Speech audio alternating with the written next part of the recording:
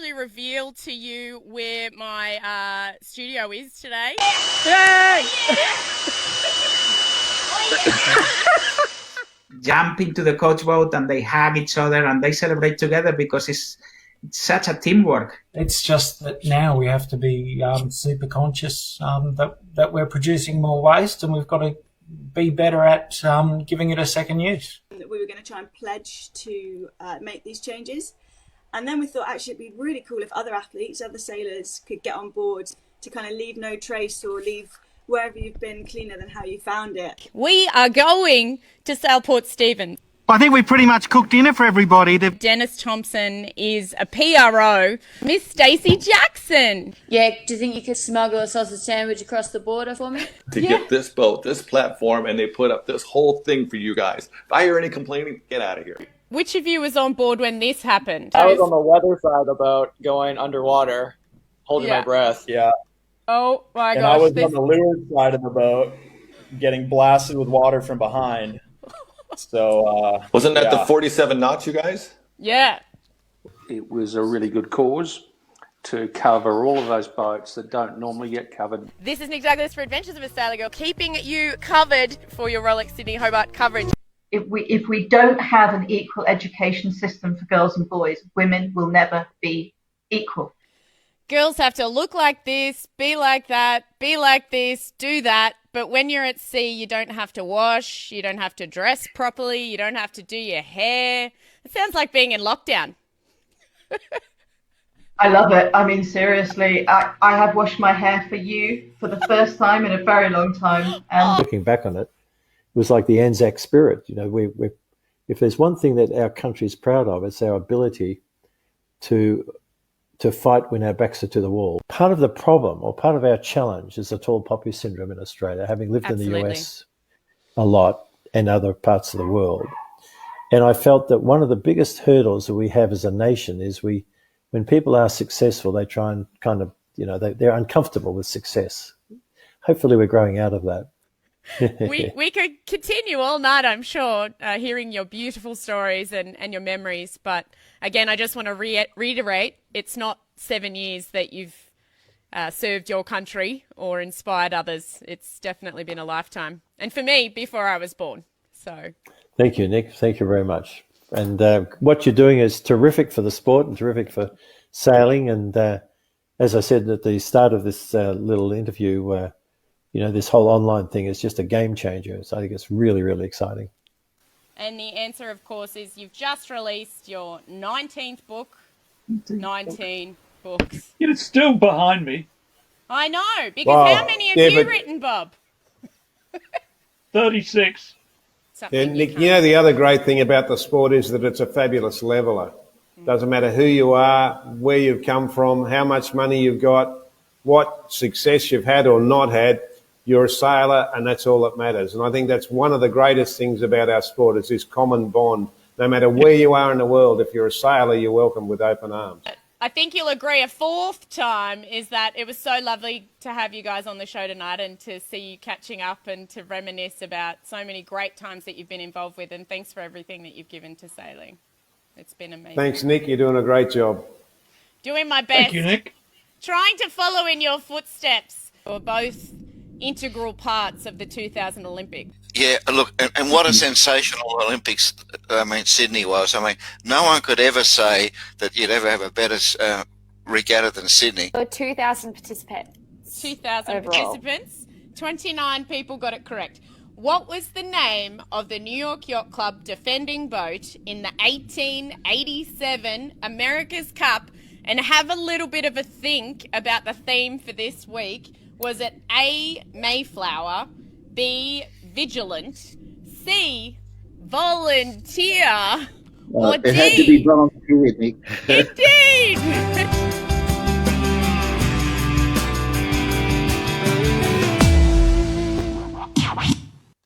Welcome, everybody. It is Adventures Weekly. This is week 14 that I've been locked down. Wow. That's gone fast, in a weird way. Fast but slow. It is the 19th of June here in Australia, but for those who are joining us from the US, or from the UK, it is the 18th of June. So, yeah, I love time travel. It's very, very important. Speaking of travel, the girl who is helping me out at the moment, Miss Tiana, how are you this week? Hi. I'm good, Nick. Thanks for having me. Bright and early on awesome a Friday morning. Pardon? On a Friday morning, I know. How early is it? Bright and early. I love it. It's good. I'm sure you love it. I personally had to set an alarm for the first time in a very long time. I'm not used to this. Yeah. That's all Well, right. should we get the show rolling? We've got some important guests that we need to talk to. Absolutely. Let's get into it. Let's get into it. Here we go. Our first segment, which our viewers will know very well. Sailing news in 60 seconds-ish. Please take good note of the ish for this week. Now, you may have noticed in previously on that we skipped out on last week's guest. That's because the biggest news of the week is that it does look like the teams from the America's Cup do have exception for entry. There'll still be a 2-week quarantine period. I was just explaining to our guests that we're still very locked down in the Southern Hemisphere. The Australia-New Zealand bubble will hopefully open up very soon, so there's no international travel for us, but hopefully the bubble will open up between Australia and New Zealand. New Zealand is not letting any international visitors as such in unless they're actually New Zealand citizens. So after Avatar 2, film crew, etc. got entrance into New Zealand, the America's Cup teams were like, hello, us too. And it looks like they've been given entry. So here's an excerpt from our show from last week, which explains a little bit more about that and from Terry Hutchinson's point of view. Sailing news in 60 seconds-ish. You managed to get back out with the family, which is the most important thing. When can we expect you guys to be training again to start off with? Yeah, I mean, I'd say, as you pointed out, things have gone reasonably well. Not reasonably well, things have gone very well for the team. The New Zealand government, I would say from our perspective, has they've done a really good job managing an exceptionally tough situation, and we're incredibly thankful for the fact that they've given us our exemptions into the country, and Defiant's on her way there right now. She's about 500 miles west of Mexico on her way into the South Pacific and into Auckland. So she'll be there kind of, I think around the 25th, 26th of this month.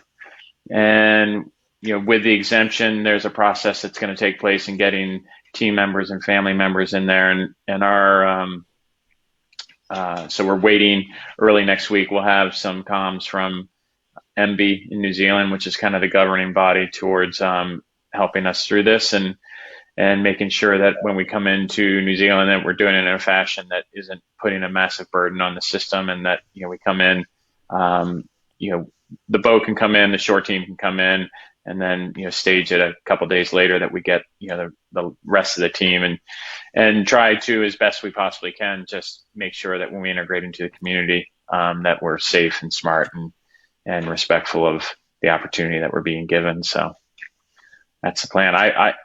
If it goes really well, we'll sail somewhere around the 20th of July. Yay. If it goes really poorly, nothing to do with New Zealand. It's when I say it goes well or poorly, it's just our logistics and stuff like that. Then we'll be sailing the following week. So, but all's good. It's nice to have clarity. This is a funny old competition. It's great to hear you're just in your. Excellent. There we go. The news from Terry Hutchinson. They will hopefully be on the water as early as July 20. Now, the first to get their applications in to get an exemption were American Magic and Ineos Team UK. Their forms are in, apparently, from all that I know.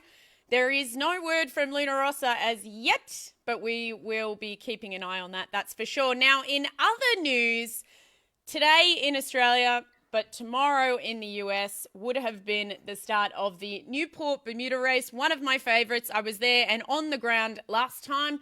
So to talk us through the amazing race, one of the great races in the world, and to talk about how they're dealing with the COVID crisis and how they've made an opportunity out of a tough situation, we have with us Jay and Summers. Thank you so much for joining us. Yay! Thanks, Nick. Well, greetings from Rhode Island, where it's a beautiful June day, and of course you're a day ahead of us. But this would be the day we would have just wrapped up our captain's meeting in preparation, and boat crews would be going out to dinner and preparing for the race start tomorrow. In fact, we just had a virtual captain's meeting for our online race that Summers can talk about. We were able to pivot and partnered with Sail Online to do an online Bermuda race, and that is due to start tomorrow, June 19th at what is it, 1700 hours UTC, GMT, whatever it's called now. Yeah. What can I answer for you, Nick? Well, Jay, I guess you're the chairman for this edition, and you were the co-chair for the last edition, and I had the pleasure of meeting you then. Summers is now the co-chair. He's not just the technical guru that we go to for everything, to fix everything. You've got an official title, thanks. You poor soul. Right. Yeah. So Summers will be the chairman of the race for 2022, and he has taken on the responsibility he's taken on the responsibility to organize our online race, which we already have something like 360 people signed up, and registration is still open. You can even enter even after the race starts if you want to catch up. Yeah, so I guess for me, given that I love this though, by the way, I'm in Milton, which is 3 hours south of Sydney. Tiana's in Sydney. Jay's in Rhode Island. Summers is in London. Sorry that you're up so late. But yeah, that's okay. But it just shows you how the world has had to change. And as you say, you've pivoted, and Summers, now you've got this online race for the Newport Bermuda, which is just fantastic. Yeah, no, I think it's going to be a great show of, what people are going to be interested in doing. It's probably going to end up being a slow race, unfortunately, but I think a slow race in your living room is probably nicer than a slow race in the middle of the Gulf Stream. So we'll see how it plays out. We can't control the weather, right? No, you definitely can't. Now, Jay, you're the chairman of the race. How long have you been involved with the Newport Bermuda race? I'll ask you each this question. I know that you race it with enthusiasm as often as you can. Well, surprisingly, not that my first Bermuda race was on my own boat in 1998, which was a drifter. And I did several races after that on other boats. And in 2017, I was asked to be the vice chair of the 2018 race. And that was my first involvement with the Bermuda Race Organizing Committee. And I was astounded, excuse me, at the level of commitment of this team of 40 or more experts who are very dedicated and volunteer their time and their effort and pay their own travel in order to organize this race for the sailing community. So it is an impressive group. It's a cooperative endeavor of the Cruising Club of America and Royal Bermuda Yacht Club, and it's been an absolute privilege to work with such a talented group that really spent very close to 2 years preparing for the 2020 race before we had to make the decision, which we made fairly early in late March, that we really there was no way that the race could go forward safely, and we knew all the way back in March,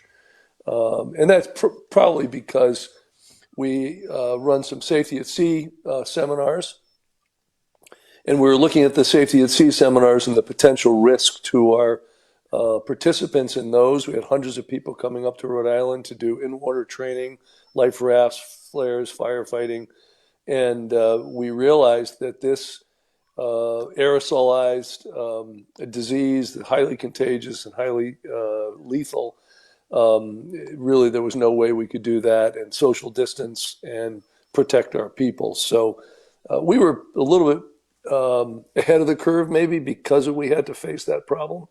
And we got some really great medical advice, some connections to CDC, and actually Summers was helpful too, because he said he's in London, and from his perspective, London and England was about a month to 6 weeks ahead of the U.S. in terms of the infection rate, and he just said, Jay, it's coming. You got to realize this is a bad deal. So we had a lot of advice that helped us make that decision early, and really everybody, all the competitors who had were preparing their boats, were very grateful that we made the decision early, so they didn't have to spend more money and more time preparing their boats and lining up reservations and hotels and airfares for a race that ultimately would have had to be canceled. Yeah, I think you made an incredibly good decision, because same as Summers, Australia was a little bit ahead of you guys, and when I got the call that it wasn't going to happen, I was 100% on board, because I do think it's just been one of those years. And I think what we'll do now, on a more positive note, we might go to an interview with Jay and Matt, your son, at the end of the 2018 edition. I mean, we just talk about what a great race it is. Again, what an amazing group of volunteers, and why the race is so special, and why we now will expect great things from the online edition for 2020. So let's have a little bit of a look at this interview with Jay and Matt. This is Nick Douglas for Adventures of a Sailor Girl in the Newport Bermuda race. We're live from the beautiful Royal Bermuda Yacht Club. I have with me Jay Gal and also Matt. They were sailing together on this beautiful boat, Temptress, behind me. How was the race, guys? Well, the race was fantastic. I mean, the first part was as predicted. The second part was calm, and we were calm for a long time, very frustrating. We actually had all the sails down at one point, a little wind seeker just to keep the main from slatting, and then just waited for the weather to come in as predicted, which it did finally. And then we had a nice period of just power reaching at about 9.5 knots for about 200 miles. Now you're saying about 9.5 knots, because I heard something about maybe a potential gear breakage on the way to the start, Matt. Yep, we lost our speedometer on the way to the start, so we had to sail the whole race with just a GPS, speed over ground, course over ground.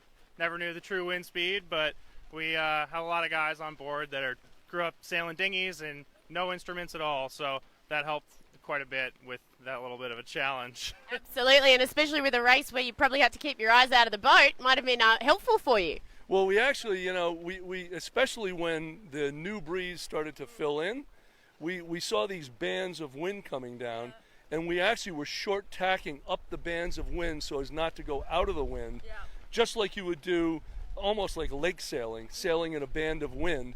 And we had some lake sailors on board, some really good dinghy sailors.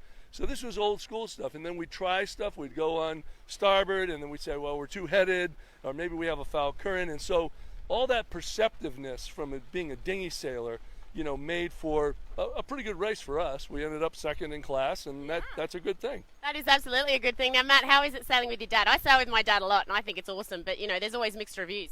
Yeah, I love it. This is my second Bermuda race. Both of them I've done with him at the helm, and it's been a great experience to be able to share this with him. And he got me into sailing when I was young, and got me on my first boat offshore before I was a year old. And it's no looking back from there, and happy to share this with him. Yeah, that's absolutely beautiful. Now, unfortunately, next time around you may not be able to share it with him, because as the co-chair of the Bermuda Race Organising Committee, that means next time around you'll be the chairman. Big shoes. I'm going to do the race. It's part of the deal. That was really? That was a condition of my acceptance of the position. And actually, some people have done the chairman of the race have done the race in the past. I mean, it's important to have some people on land that can handle any crisis or emergencies. But I think it's important for the members of the committee to also be active participants as racers. And all of our members of the committee have extensive experience doing this race, dedicated group of volunteers. It's the most amazing set of volunteers that put this whole thing together. No paid staff. We have some consultants that come in and help us, but there's no paid permanent staff. It's all done with volunteers with tremendous experience, and my hat's off to all the volunteers who make this to make this happen. Yeah, absolutely. I mean, this is my first time being involved with the Newport Bermuda race, and I have to say I've really drawn from all of the wealth of knowledge that's involved, not just with the people that are actually on the committee, but then everybody else who's come in behind the committee to help support. It's just fantastic. Absolutely right, and we couldn't do it without the participation of all these volunteers, and people contribute. We made a nice initiative this year, a new initiative that really ramped up from prior years to be more sustainable and focus on environmental preservation. The Cruising Club of America has a long, proud tradition of sustainability and environmental protection of the seas because we love the ocean so much. And it's nice that we're bringing that to all racers to raise consciousness, particularly about plastics in the ocean. Yeah, cool. And you must be proud of your dad for stepping up to take on the chairman's role next time. Absolutely, very proud of him. I know how much work he put into his vice chair role for this effort, and I think he's very excited about the challenge ahead, but we're going to miss him. We know he's going to be busy doing a lot of stuff. He is going to be busy, that's for sure. But congratulations not only to this lovely vice chair and the chairman, of course, Jonathan Bruin, but everybody involved with the committee of the Newport Bermuda race. Has definitely been one I'll never forget. But hey, bring on 2020. Thank you very much. Bring on 2020. Yes, and Jonathan has done a fantastic job and the entire committee. So thank you for a great race. Oh my gosh, I've just realised I may have jinxed you, Jay. You won't get to sail this edition. I guess not. I'm not. Oh boy. I'm not going to make you responsible for a global pandemic. Thank you. That's really nice. But you can see there the history that you have with the race, which is just beautiful. But Summers, I mean, your history as well. You're from Bermuda. Yeah. Yes. Yeah. And I'm a lot like Jay and his son. I'm basically Jay's son. So Jay, in a couple of years' time, your son could probably be the vice chair of this race if things go well. I started doing the race in 1996 with my dad and his friends on board, and that cut my teeth on the foredeck, so to speak, and slowly worked my way aft behind the mast and back to the winches and to the wheel, so to speak. But it's been a long involvement with the race and being on the committee in some way, shape, or form. I think for at least 10 years now. So yeah, it's been good. Absolutely, and then maybe one day we'll see your son, the gorgeous Seb, join you to do the race, which I'm sure you would love to do. Yeah, maybe. Oh yeah, he's chomping at the bit. So. I think everybody's chomping at the bit to go and do some racing at the moment. And on that, what we might do now, if you're okay with it, guys, is go over our trivia competition. What do you think, T? Should we do that? Yes, I want to see how well I did this week. Excellent. Now, you cheaters, Jay and Summers. No, it's all right. You feel free to answer the question if you like, because this competition has already run on our Instagram. So for those who took part, thank you very much. How many did we have taking part this week, T? 2,500 people. 2,500? I love those numbers. Very, very good. And the person who won actually got 100%. We'll reveal that in just a minute. But here is this week's trivia competition. Beautiful shot of Rambler there. Alrighty, first question. Let me see what we've got here. I've got to read it. How long is the Newport Bermuda race? Is it A, 630 nautical miles, B, 635 nautical miles, C, 640, D, 645? Jay, Summers. 635. Yeah, 635 it was. How many got it wrong, T? Most people. Most people, yeah. Love it. Excellent. That's question number one. So it is one of the 600-miler races in the world, and that's why I think it's joined that group. I mean, the Transpac, the Sydney Hobart, the Fastnet, all of those 600-milers. It is one of the great races, isn't it, guys? Yeah, it is. It is 635 miles long, but you can sail a lot longer. I remember last edition, people sending us videos, Summers, of them jumping off the boat and swimming around while they were completely becalmed in the Gulf Stream. This is something new and different for me. I'd never experienced the Gulf Stream before. Yeah, I think I've experienced both types. I've experienced that being surrounded by, seaweed and not going anywhere and just doing donuts with no wind and submarining through at 14 knots on a 46-foot swan, and 30 knots of breeze. So, yeah, it can be fickle. And you mentioned, Jay, that last edition as well, you basically were finding the veins of wind and short tacking, even though you're in completely open ocean. Sounds very tricky. It was incredible. But as I said in the film, it was in the dawn as the new breeze started to fill in. It was coming in bands, so we just tacked up the bands. Like we had lake sailors on board and some dinghy sailors, so they were very tuned in to staying in the breeze. And so, Summers, when you say that this race is going to be a long race, well, time-wise. Okay. Hilarious. Alrighty. So, next question. When was the Newport Bermuda race founded? Is it A, 1904, B, 1905, C, 1906, D, 1907? Do you guys know? Gonna go with C. It is C. Huzzah! 1906. Unbelievable. So it's got a bit of heritage there as well. 1906. But it's biannual, your race, isn't it?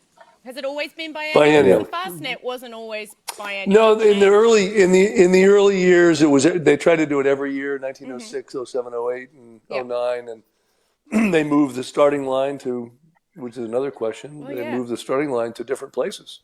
Yeah, you So told I'll me ask you. off air. 5 locations for the start previously. 5 different locations. Yeah, which The first 2 were Gravesend Bay. Yep. Gravesend Bay in New York. Then it went to Marblehead. Then back to Gravesend. Then New London, Montauk, and actually the Newport Bermuda race is one of the shorter distances of those 5 locations. Far out. So how long were the? But it's been. What's the longest? I think Marblehead. I think the Marblehead race was the longest. Sure. Yeah.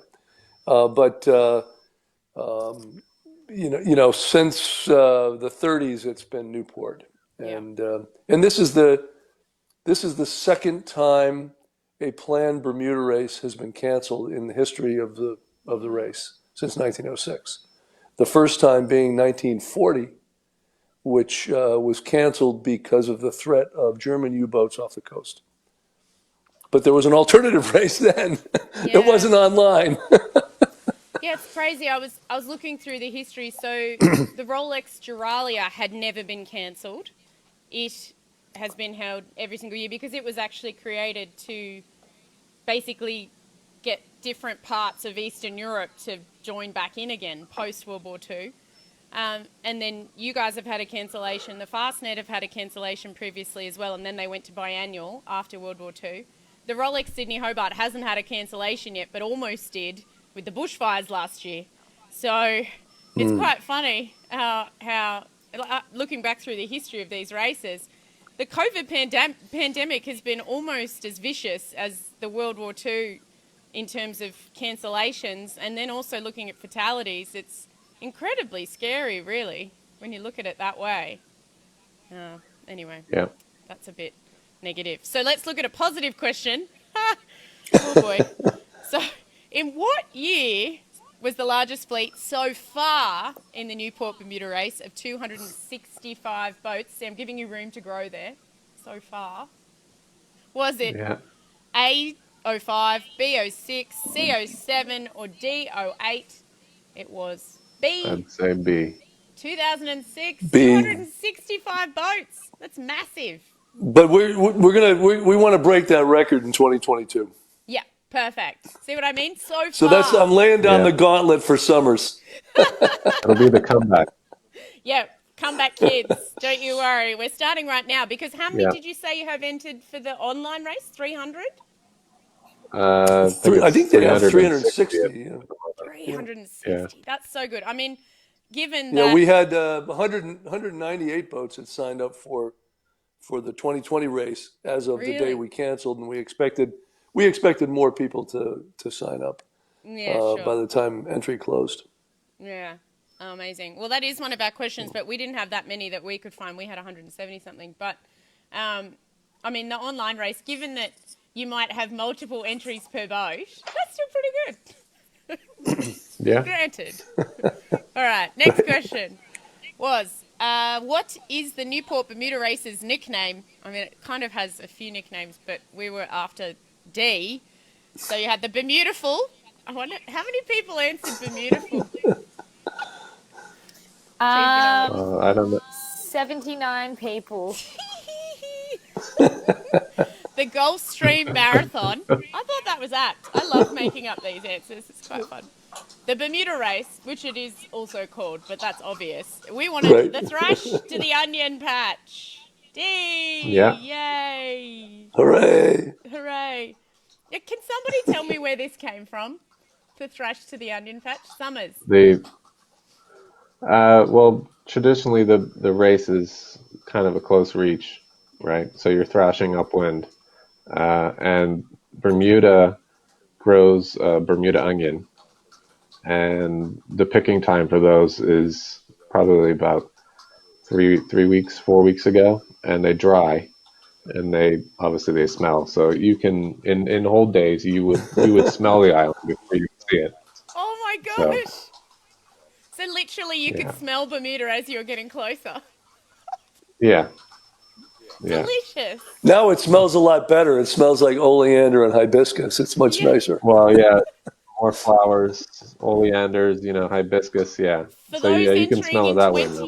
Yeah, for those entering in 2022 summers, hibiscus, oleander, Yeah.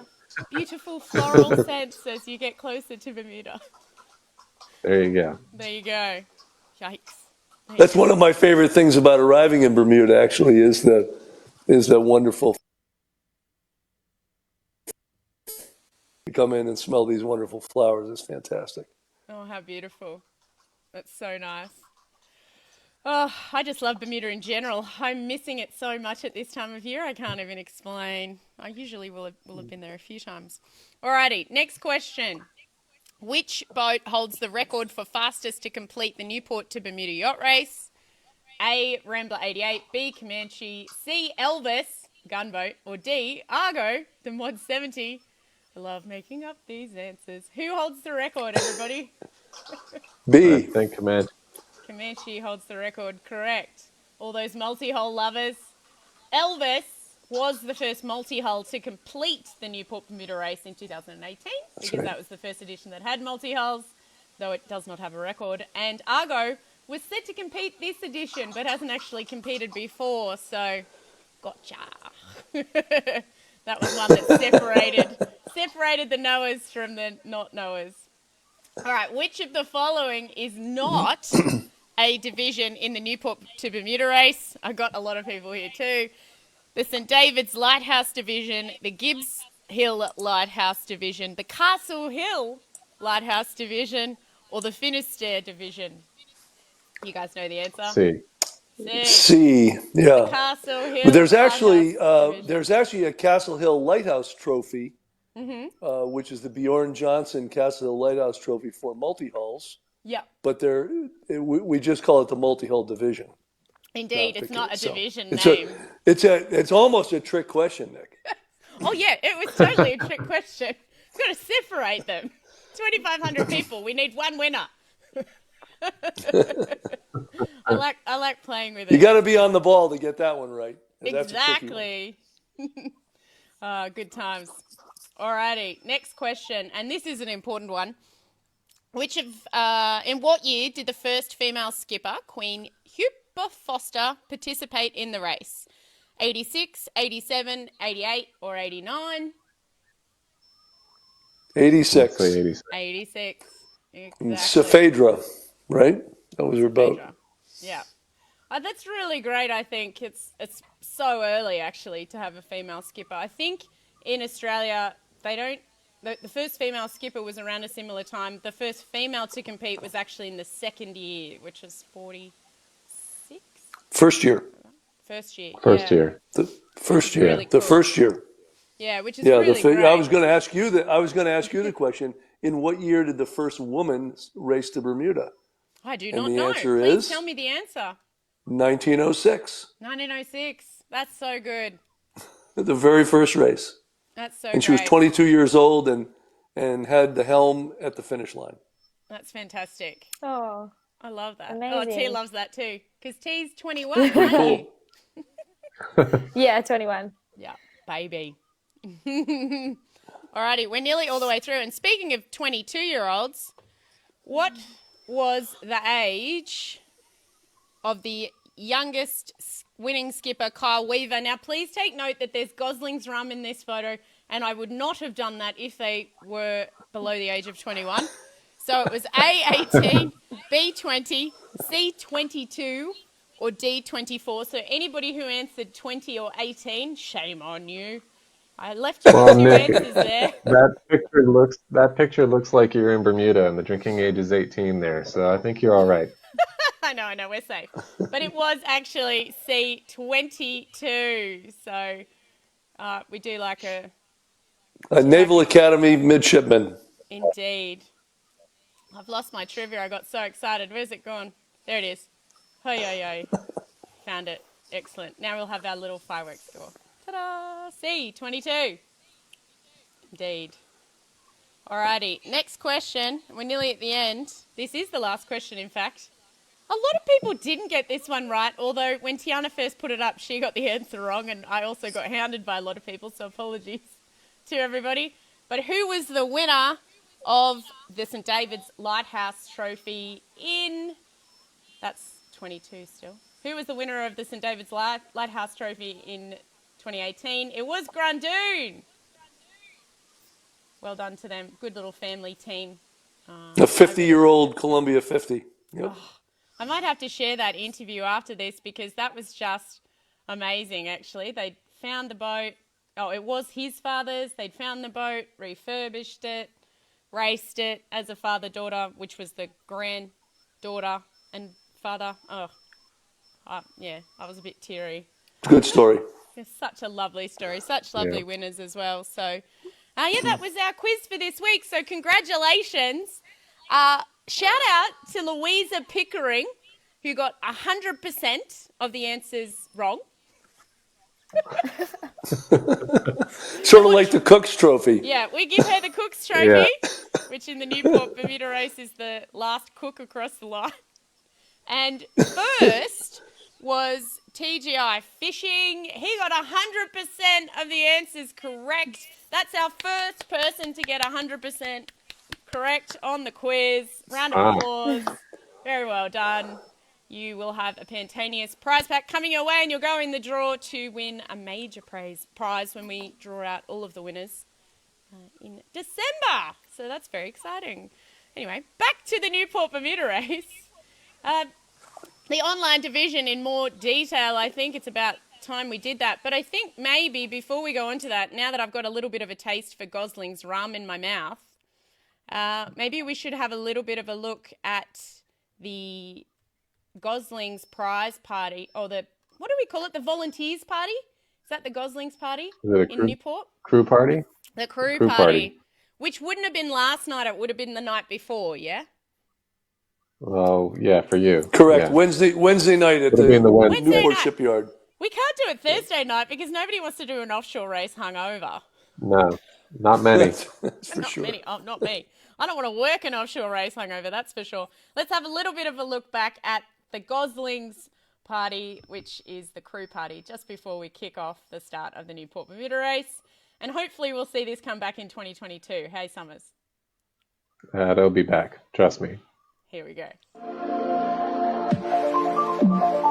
This is Nick Douglas for Adventures of a Sailor Girl at the Gosling's Rum Party at the Newport Shipyard for the Newport Bermuda race. This is the time where the amazing volunteers who have done a fantastic job to register 170 teams over the past 2 days get to celebrate with all those competitors as well. Now, Gosling's Rum, so renowned with Bermuda, and that's why it's fantastic to know that that's our next stop after we've had a few dark and stormies. The coolest thing about this party is that the Newport Shipyard, Gosling's Rum, and the Newport Bermuda race, as part of their sustainability program, have gotten together, and their initiative is just fantastic to ensure that only one plastic cup is given to each person at this party. They have to reuse it, and there's no straws. Great to see that they're putting their money where their mouth is when they're talking about the environment, and I just love it, I have to say.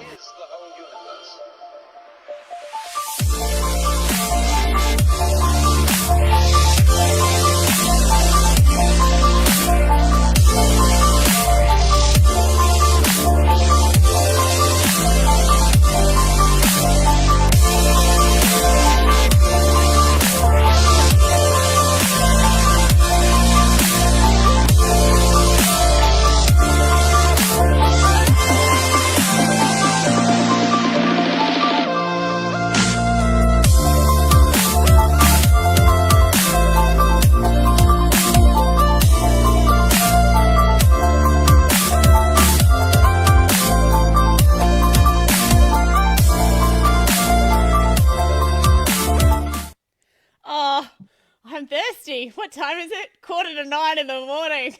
Problem. But yeah, I've got a little image of that party down there too. Great little gathering. And then, of course, we have even more of them when you get to Bermuda. It is really a great race on and off the water, isn't it? Yeah, definitely. It sure is, and it's after 5 here in Rhode Island, so I hope you there's both a dark have a and drink. stormy in my future very soon. Summers would definitely be called a nightcap. Do you have one, Summers? Good point. Mine's empty. Yours is empty. Oh no! Do you want me to put on another video Oh, so it's you really can go get late another here. drink? All right. Well, I think we should talk a little bit more about the online race. Hey, Summers, what do you think? Sure, yeah. So Yeah. 4 divisions. Do you want to talk me through those divisions for those who might want to enter? Yeah.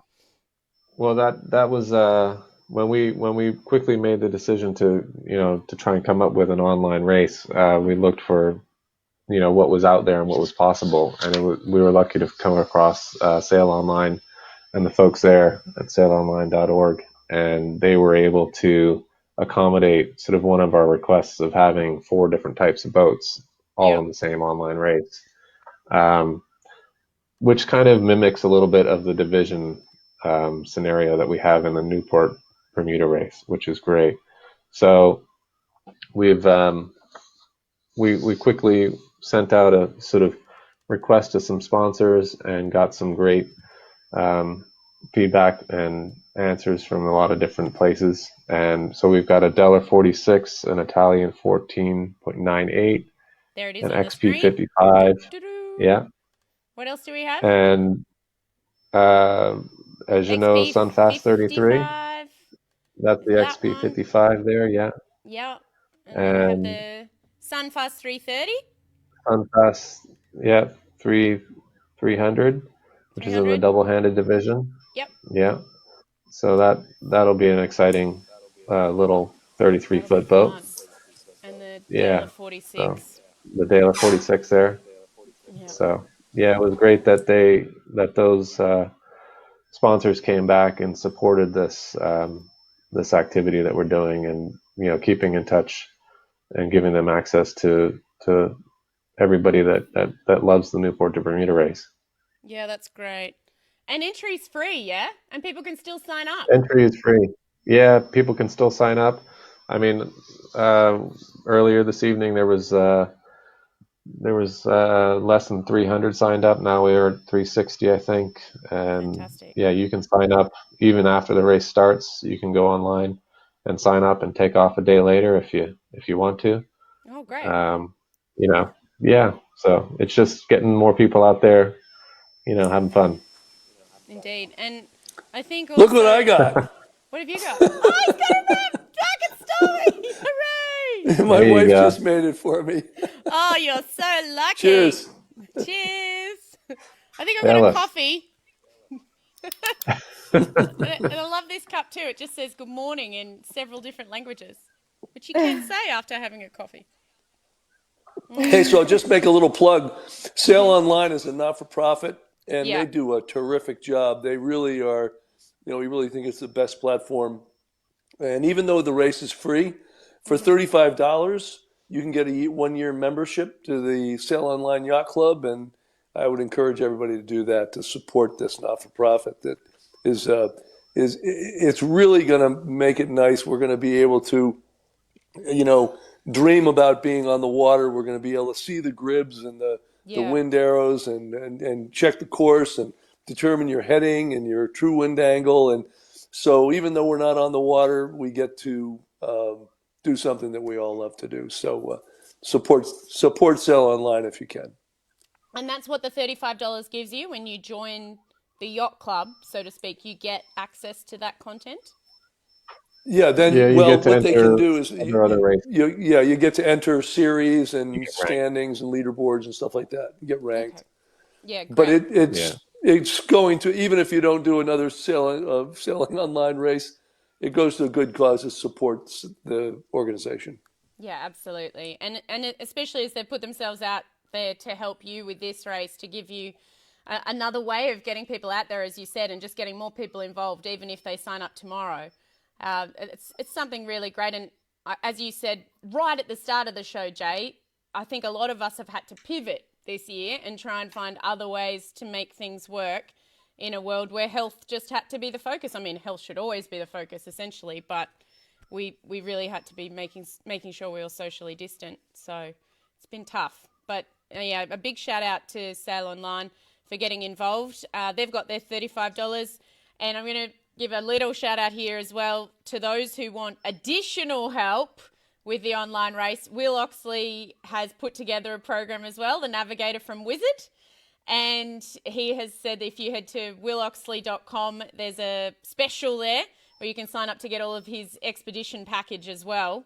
And that might give you a little leg up. So a bit of a shout out there. I'll put the link up a little bit later if anybody wants bonus help. You can see Jay writing that down, right? Yeah.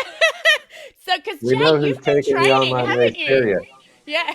Well, we're downloading gribs, and I've got what we're doing in our race. So you can do it multiple ways. Yeah. You could hand over control to different members of your crew, like standing watches. Oh, wow. Or that's a good idea. in the case of my boat, we're racing against each other. We're competing against each other in different boats. So it's pretty cool. And Expedition is a very powerful program. So. Yeah, absolutely. Actually, I think I've got a little Big video fans. here that Will sent me here, Jay. I'm going to put this up for you so you can have a little bit of a look. This is a small part of what you can get at willoxley.com if you want bonus help and the ability to win more prizes. Let's have a little bit of a look. And thanks to Will Oxley for sending this through. If it was a boat like a 72, we'd be looking at trying to get the masthead zero up to just do whatever we can to increase the perpendicular distance to the coast and then sort it out from there. So a fast reaching mode, given that we know we're going to be lifting, so we don't mind being slightly deeper and faster because the breeze is going to lift. So we go on to the bigger sails earlier because we know we're going to continue to lift. It's not until about here that the two courses diverge, so that we still have time there to get a new model. And remember here, when we're in the pre-start, right just before it, we're going to have access to the HRRR, so we can actually get a much better handle on this. So now we start to diverge, and it's at this point that probably we're thinking about a point that we're aiming for to set up for the Gulf Stream. So if we bring the Gulf Stream picture back, open the image. Okay, so the model brings us in about here. If we're taking then that's using the current model. So we're conscious of trying not to sail any distance further than we have to. So we've perhaps gone a little faster and wider here. We've continued to go onto the bigger sail, knowing that a jibe is coming, but we're still sailing fast. We've then jibed, and we need to have some sort of point here to aim for. So from somewhere around... Jay, can you get any closer to your screen there? I think your forehead almost touched the screen, Jay. What? You're getting closer and closer. You're intrigued. Yeah, but So if you it's go to good. Will- It's good stuff. I know. So if you go to willoxley.com, the navigator of Wizard, who won the Gibbs Hill Lighthouse Division last Newport Bermuda race, and a shout out to the Askews, love you lots. Basically, we've seen people in various elements of our sailing industry trying to make things work as well. So he's created a 2-hour tutorial, which is specific to the Newport Bermuda race. So that was talking about the 70-footer size boat in his little demo there, but he does talk about the actual division boats, so you can go and get some more help at his website if you want some cheats. Time's running out there. Now, speaking about other people who support the Newport Bermuda race, of course we have Goslings as a sponsor, Bermuda as a sponsor, and please everybody think about Bermuda on the east coast of the US once you are able to travel again. And we also have the Helly Hansen store in Newport, who have all of the merchandise for this edition, which was already created. They have that for sale, don't they, guys? They do, and I would encourage everybody to support Helly Hansen. That they're a small retailer in Newport, and they bought a lot of inventory, and they took the inventory risk. And I hope everybody goes and buys a shirt and a jacket for the 2020 race from Helly Hansen. I believe there's a percentage off as well, and I know that everybody would love to be sitting at home doing the virtual race whilst wearing their kit. It would be really, really cool. Absolutely, and I want to give a give a shout out to North Sails and Safe Harbor Marinas, Newport Shipyard, McMichael's Yacht Yards, and Barton and Gray, as well as Bermuda Tourism and Goslings. Those are our real great sponsors, and we're very, very, very appreciative. They've been involved for a number of years, and we saw Newport Shipyard in that Gosling party video as well, which was quite awesome. But I do have a little bit of footage from the last edition when I may have gotten stuck into the merchandise. So we might have a little look at that, and then we'll come back and wrap up the show. How's that sound? Sounds good. Here we go.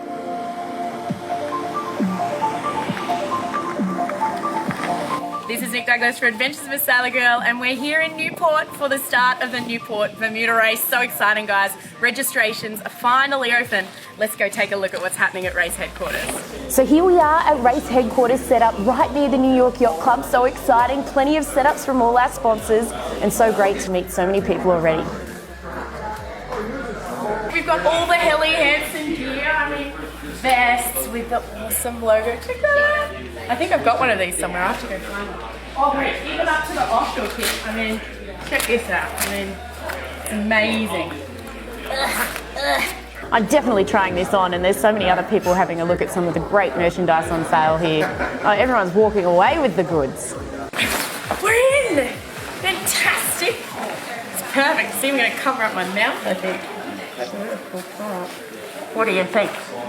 But on a much more serious note. I thought that was the perfect jacket for me.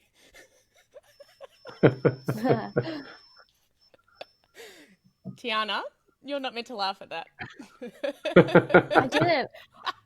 I was just thinking, I was back there in 2014 watching the start of the Newport Bermuda race, and I was just looking at the club getting a bit sentimental. It's a beautiful place. It is such a lovely place.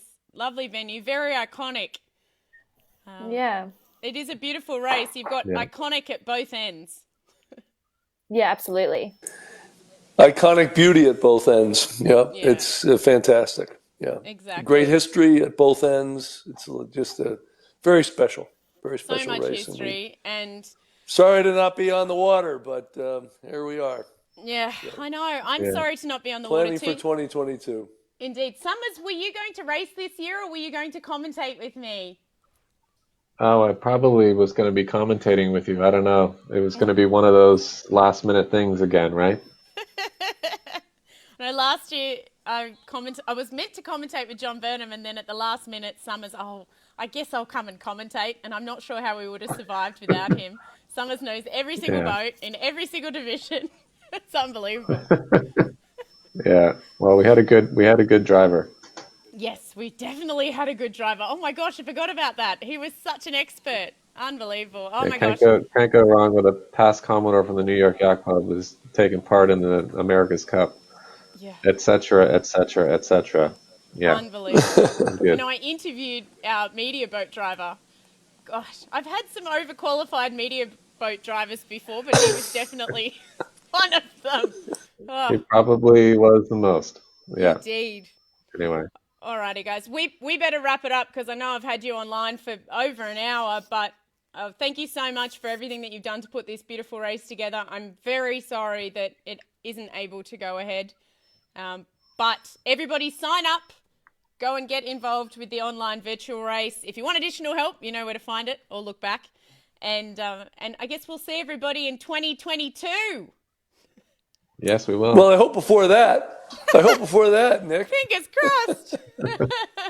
Indeed, yeah, for sure. And I'm sorry. Keep I up the good jinxed you. work, Nick. This is fantastic. Thank you for thank you, Jay. for Yeah, everything great job. you do for the sailing community, keeping everybody informed and making it fun. So thank you. Oh, I'm really lucky that it's such a great sport and that I'm able to have so many family members around the world. Basically, is how I feel, and I'm just trying to help my family. That's all. Very lucky. And here is about where I would Doing a great insert a job. clip of Seb and I doing the soaker in the backseat of Summer's car on the way to the Royal Bermuda Yacht Club. But I'll save Yeah. Seb the embarrassment. He might hate me. Yeah, and Great. Summers is very grateful right now that I didn't make him watch an interview of himself. Thank you. You're very welcome. Alrighty, we are going to cut it here, guys. Next week, the guest is yet to be revealed, but we'll keep you posted on our social media. Make sure you keep an eye out. Tiana, any final shout-outs from social media? We've had a lot of people just talking about you two. You guys are obviously familiar faces around the club. And we've had we had the Newport race saying the organisers of the Transpac race and the Bermuda race agreed to shift their biannual years to not overlap around that time as well. Yeah. Which is pretty cool. Which makes sense. Yeah, because the Transpac. Yeah, we try not to. We try not to step on any other races. And people said, well, why don't you do it in 2021? And we don't want to do that because we don't want to compete with other events that are happening. We have our slot and they have theirs, and we want to coexist. Oh, it's the only way to go is to coexist. It's this sport doesn't exist without cohesion and compromise, I would say, being very flexible. So, yeah. And cooperation, right? Exactly. Alrighty, guys. Well, have a fantastic evening, Summers. Sleep well. Great. Jay, good luck with everything. Thanks, Good Nick. luck to everybody who's doing the online race. And maybe we'll Yeah. see you on the start line. Thanks, Nick. Thanks, Thanks, guys. Pete. See you later.